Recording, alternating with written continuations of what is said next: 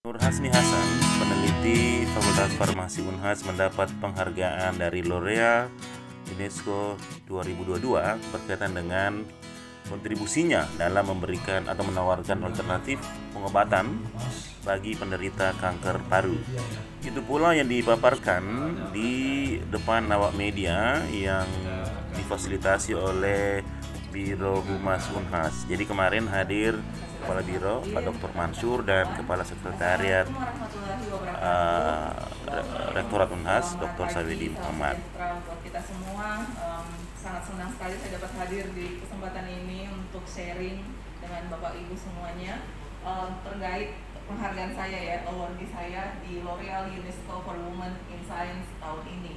Seperti yang Bapak tadi sudah sampaikan, kalau L'Oreal UNESCO ini sudah dari tahun 2004 untuk di dunia. Di Indonesia sendiri dari tahun 2004, di dunia itu dari tahun 1998. Jadi di Indonesia sendiri sudah berlangsung 19 tahun. Tahun ini ada 4 awardee, 2 dari life science dan 2 dari material science. Saya adalah salah satunya dari life science.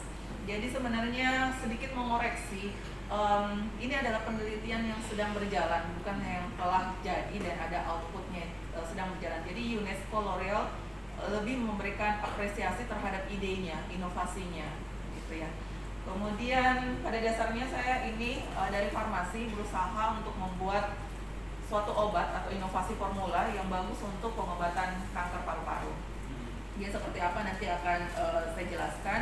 Mungkin sedikit saya mau jelaskan mengenai latar belakangnya. Jadi tadi Bapak sudah bilang bahwa kanker paru-paru adalah kanker yang memiliki tingkat kematian yang paling ekstrim. Jadi sebenarnya juga kanker paru-paru di dunia itu memiliki peringkat pertama setelah kanker kulit. Jadi karena hampir semua orang mempunyai kulit ya, jadi memang kulit itu paling tinggi. Namun kanker paru-paru itu kedua dari kulit. Terus kanker paru-paru, misalnya orang-orang kena kanker kulit atau kanker prostat atau kanker payudara, itu akan bermetastase ke paru-paru. Jadi paru-paru itu menjadi tempat akhir kanker. Jadi karena tingkat kematian yang ekstrim, kemudian kanker itu sendiri itu sangat progresif, maksudnya kadang pasien tidak tahu bahwa dia kena kanker paru-paru karena sudah sampai stadium 4. Jadi dia itu tidak terdeteksi, kemudian perkembangan kankernya sangat cepat, kemudian itu dapat berakibat ke tingkat keberlangsungan hidup yang sangat minim. Kemudian saat ini juga pengobatannya juga masih sangat terbatas, karena pengobatan yang ada sekarang seperti kayak kemoterapi, kemudian radioterapi, kemudian pembedahan, itu semua memiliki kekurangan, terutama untuk pasien-pasien. Kadang itu pasien dia di kemo, rambutnya rontok, kukunya rusak, mual dan muntah, banyak sekali negatifnya. Jadi saya berusaha untuk memberikan alternatif pengobatan di mana dia akan lebih efisien tapi mengurangi efek samping dan ramah pasien. Karena kadang begini, orang yang kemo dia harus ke rumah sakit, jadi dia harus mendapatkan bantuan dari tenaga medis. Nah, di sini saya berusaha membuat rancangan obat yang nanti bisa dihantarkan di suatu bentuk sediaan yang bisa dipakai sendiri di rumah. Ya seperti itu. Nanti seperti apa akan saya jelaskan sedikit. Tadi mungkin itu sedikit pengantar mengenai prevalensi kanker paru. Mengapa saya pilih kanker paru sebagai topiknya? Tadi selain karena tingkat kematian yang tinggi dan jumlah pasien yang besar, terutama di Indonesia bagi yang populasi pria yang aktif merokok, Pak. Dan bukan hanya yang perokok saja, perokok pasif pun kami yang menghirup rokok itu juga bisa berpotensi kena kanker paru-paru.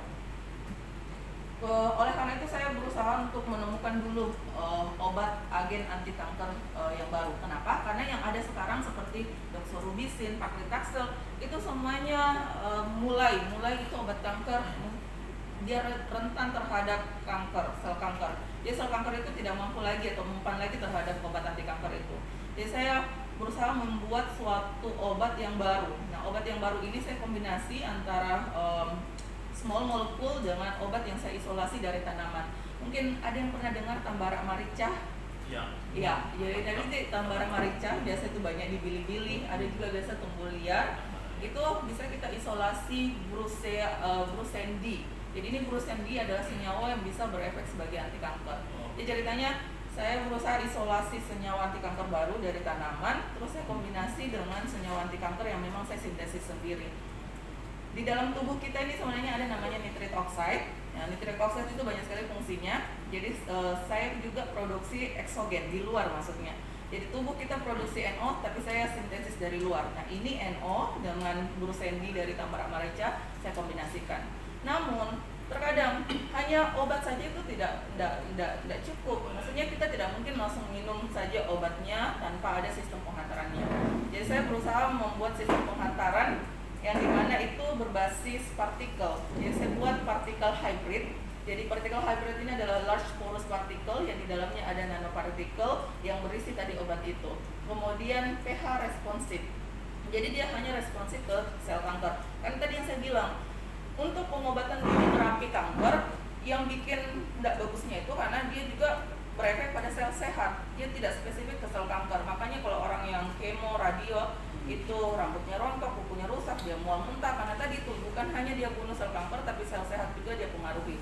Jadi saya berusaha membuat yang obat anti kanker yang saya punya ini dia hanya responsif terhadap sel kanker saja. Kemudian karena dia tadi jadinya partikel, jadi serbuknya nanti ini akan dimasukkan di dalam alat yang seperti kayak orang asma pakai meter dose inhaler nanti seperti itu.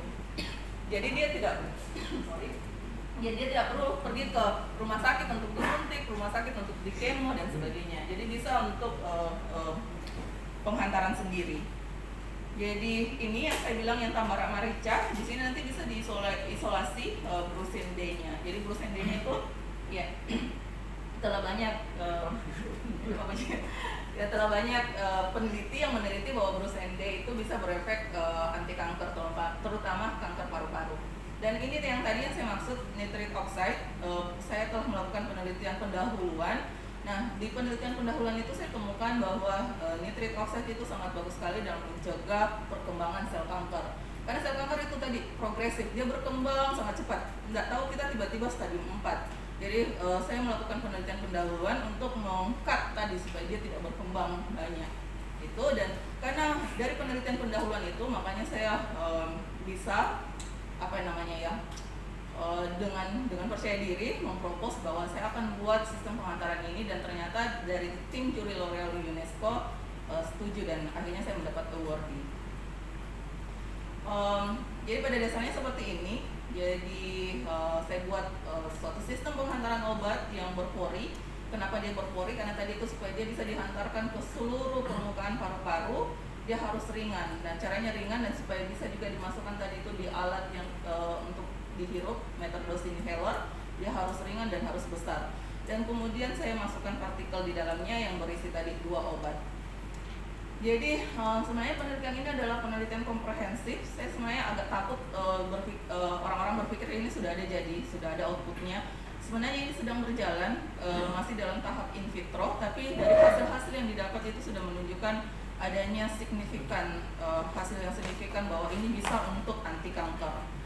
Jadi penelitian yang komprehensif karena dimulai dari sintesis, sudah saya sintesis, saya buat formulanya nanti saya masukkan di dalam alatnya nanti ini akan diaplikasikan bisa ke hewan dan kemudian ke sel gitu. Jadi sebenarnya penelitian ini kenapa juga mendapatkan award karena dia sangat kompleks sekali mulai dari sintesis sampai ke uji mekanisme aksi.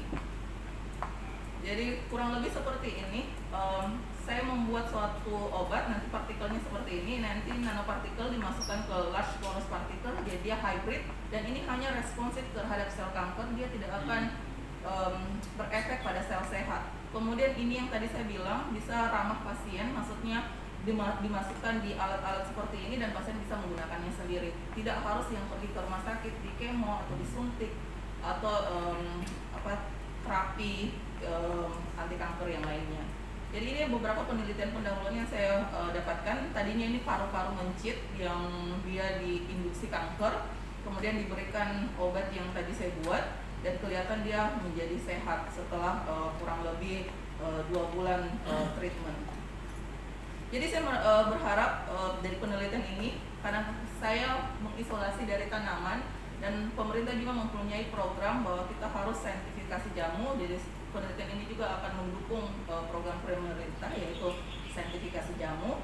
Kemudian saya juga memberikan alternatif pengobatan kanker yang ramah pasien Dan saya berharap dengan adanya semua sistem penghantaran obat yang saya buat ini dapat meningkatkan tadi tingkat keberlangsungan hidup pasien. Dan ya, saya berharap nanti ini totally akan mampu untuk membunuh atau mengobati kanker, terutama untuk individu-individu yang memiliki resiko tinggi kayak tadi yang perokok pasif dan perokok aktif. Saya rasa itu nanti mungkin kalau ada yang mau lebih ditanyakan bisa langsung. Jadi itu cuma pengantar singkat saja. Terima kasih Bu Hasni. Teman-teman, tepuk tangan dulu. oke, kita applause untuk Bu Hasni atas presentasinya. Jadi sekedar informasi bahwa di Indonesia yang mendapat kesempatan dari UNESCO ini ada 4 ya, dari Harvard, dari ITB, terus ada dari BRIN dan salah satunya Bu Hasni. Mungkin teman-teman ada mau dikoreksi, klarifikasi atau ingin didiskusikan lebih jauh, silakan.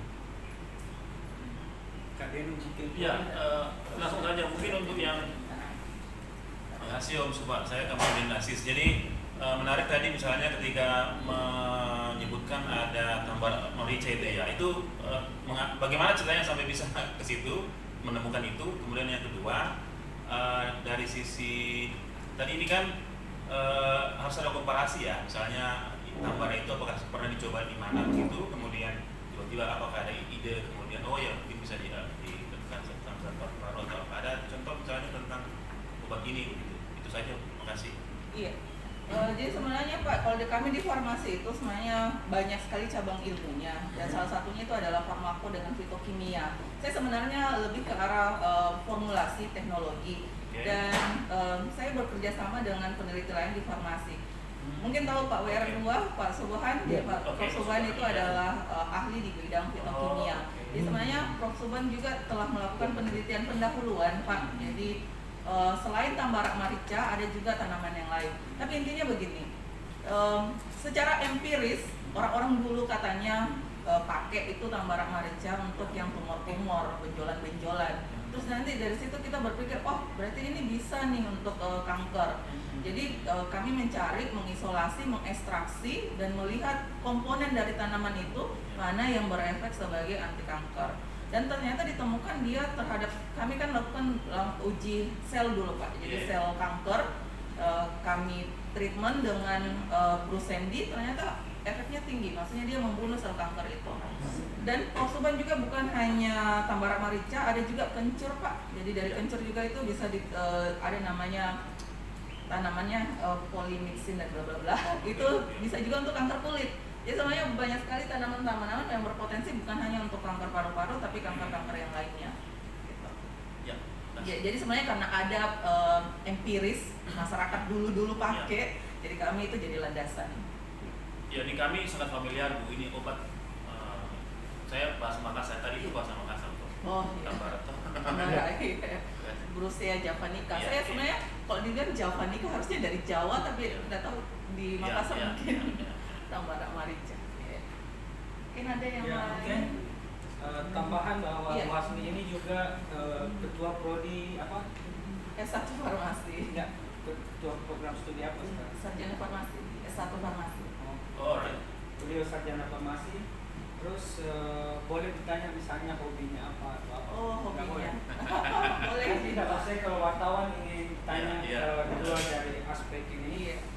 Tapi sebenarnya kalau kita lihat saya tidak terlalu bagus dalam public speaking, karena saya hobinya sebenarnya cuma belajar dan membaca. Jadi sebenarnya saya agak kurang di public speakingnya, jadi saya minta maaf. Jadi biasa hobinya kalau ada waktu luang saya sukanya cuma membaca saja. Jadi membaca buku, novel dan sebagainya. Saya harus sering-sering dengan media ini. Iya, harus belajar public speaking. Iya, dari Fajar. Silakan. Langsung saja dari yang pertama, kan tadi dikatakan bahwa banyak orang yang tidak tahu kalau dirinya terkena kanker paru nanti pada saat masuk di stadium 4 baru keluar. Dengan pertanyaan saya adalah kira-kira bagaimana sih mendeteksi gejala awal atau ada deteksi dini kanker paru itu. Kemudian yang kedua, nanti setelah riset ini selesai, apakah misalnya kira-kira kedepannya ada upaya untuk membuat sebuah produksi atau memproduksi obat itu agar bisa dikonsumsi oleh pasien kanker paru pada umumnya. Iya. Baik, saya terima kasih. Terima kasih sekali, pertanyaan bagus sekali, dan itu tadi sebenarnya menanggapi yang Bapak bilang kita harus kolaborasi dengan bukan hanya farmasi tapi kedokteran, karena sebenarnya yang diagnosis itu lebih ke arah dokter dan farmasi itu yang membuat obatnya, jadi kami yang membuat obatnya. Tapi sebenarnya secara umum bagaimana mendeteksi, mungkin sebelum itu saya ingin memberikan pengantar dulu. Tadi saya bilang kanker paru itu dia ekstrim ya, tingkat kematiannya tinggi. Terus kalau orang kena kanker-kanker yang lain juga bisa menyebar sampai ke paru-paru. Jadi sebenarnya kalau yang misalnya orang kanker kulit, kemudian dia tiba-tiba sesak nafas dan sebagainya, boleh dibilang bahwa itu dia sudah bermetastase ke paru-paru. Tapi kalau dia bukan yang metastase dari kanker lainnya, dia kanker paru-paru sendiri, itu agak susah dideteksi. Ya mungkin nanti stadium 4 itu baru kelihatan susah bernafas, sesak, dan kemudian nanti keluar batuknya, berdarah dan sebagainya. Tapi misalnya kalau masih stadium 1, 2, 3 itu agak susah dideteksi. Jadi saya bukan praktisi kesehatan, jadi saya tidak bisa memberikan statement yang nanti takutnya salah ini ya. Intinya kalau yang di awal-awal itu agak susah, dan bagaimana caranya supaya saya propose, ini dia juga selain tadi tambar amarica memang membunuh sel kanker, saya punya NO. Nah, nitrate oxide ini juga berfungsi untuk mencegah kanker. Jadi mungkin kalau kita sudah perokok aktif nih, atau kita misalnya punya suami yang merokok dan kita menjadi perokok pasif, ini nanti juga saya bisa membuat satu sediaan yang untuk mencegah kanker. Jadi kita bisa mungkin sekadar hirup 1 kali atau 2 kali dalam seminggu untuk mencegah tadi, karena selain dia ini bisa untuk mencegah kanker, dia juga untuk melebarkan pembuluh darah di paru-paru. Jadi seperti kayak suplemen seperti itu. Jadi itu yang bisa saya beri tanggapan dari segi farmasinya. Kalau dari segi diagnosisnya, karena saya bukan praktisi kesehatan, makanya sebenarnya harus kolaborasi dengan dokter. Nanti itu mungkin bisa lebih ke dokternya ya kalau masalah diagnosisnya. Terus kira-kira nanti kedepannya bagaimana sih? Apakah bisa dibuat dalam skala produksi? Karena memang begini, kami farmasi itu selalu berusaha mencari inovasi pengembangan produk yang terbaru dan terefektif dan terefisien. Kalau melihat dari penelitian-penelitian pendahuluan yang saya lakukan, ini berpotensi sekali untuk menjadi produk yang nanti bisa dibuat dalam skala besar. Tapi mungkin kekurangannya atau limitasinya sekarang karena saya mensintesis. Jadi bayangkan kalau kita mau mendapatkan brucine D dari tadi tambar amarica, saya butuh mengambil banyak sekali tanaman tambar amarica. Jadi mungkin pertama yang harus dicari dulu solusinya adalah bagaimana tadi kita mengisolasi itu brucine D dan berusaha mensintesisnya lagi tanpa mengambil langsung dari tanaman, supaya juga tidak menghabiskan tadi itu tanaman tambar amarica. Kemudian nanti mungkin setelah kita bisa isolasi atau sintesis skala lab, barulah kita kembangkan lagi skala besar. Jadi memang untuk saat ini kelihatan limitasinya itu adalah dari cost produksinya, pasti cost produksinya besar. Tapi saya rasa semua obat sampai ke tangan pasien itu telah melakukan dulu penelitian pendahuluan yang panjang. Jadi melihat dari peluang-peluang ini, saya rasa sangat berpotensi sekali ini untuk dikembangkan oleh industri. Beberapa penelitian saya yang telah saya lakukan waktu saya sekolah itu sudah mendapatkan paten, dan ada beberapa industri di Korea Selatan juga tertarik begitu. Jadi sebenarnya untuk dia supaya bisa diproduksi skala besar, harus industrinya dulu tertarik untuk mengembangkan produk kita. Tapi itu peluangnya sangat tinggi untuk saat ini yang bisa saya jawab. Terima kasih. Oke, ada lagi silakan Pak Wan.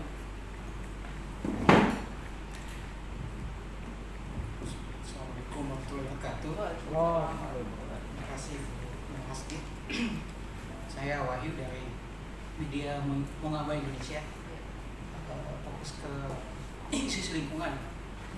Kebetulan ini kan terkait tanaman ya. Pertanyaan saya pertama itu tambar amarica ini gimana? Tingkat kesulitan untuk mendapatkan tanaman ini dia tumbuhnya di mana biasanya? Apakah di kawasan hutan atau misalnya apakah bisa ditanam, misalnya dibudidayakan, ya kan? Kemudian apakah ada misalnya ketika